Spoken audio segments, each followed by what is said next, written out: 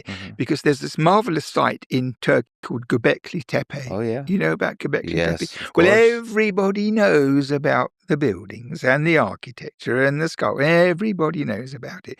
If you go all the way through the photographs, which the archaeologists unwisely put online, you will find in the middle of one colour plate with lots of other things, a round green stone like a scarab from Egypt. That's to say, it has an arched back and a flat bottom. And on the flat bottom, there are hieroglyphic signs carved in the stone.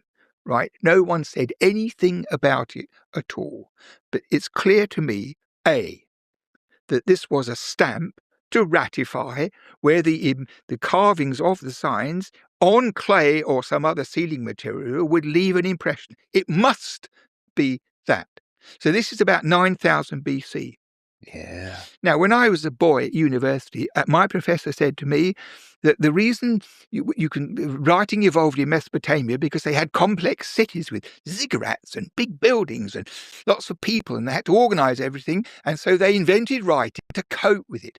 Well, if they had to cope with that in Sumer in 3000 BC, they sure as hell had to do it at Göbekli Tepe, because they've hardly even begun to finish excavating the sites of Göbekli Tepe. They go on like Manchester and Newcastle United. And really, the old rule would be you could not have architecture like that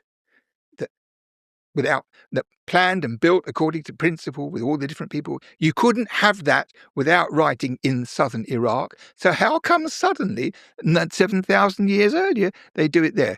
And that green stone shows that they had writing.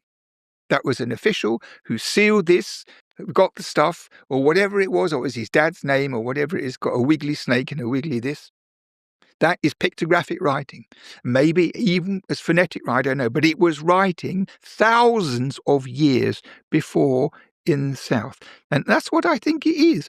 People came with metal or precious stones from Anatolia. They knew that in the south they had lots and lots of stuff. They wanted to trade. They had to communicate.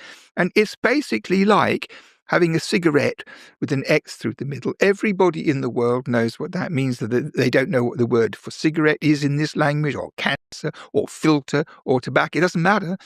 That's pictographic writing. We still use it.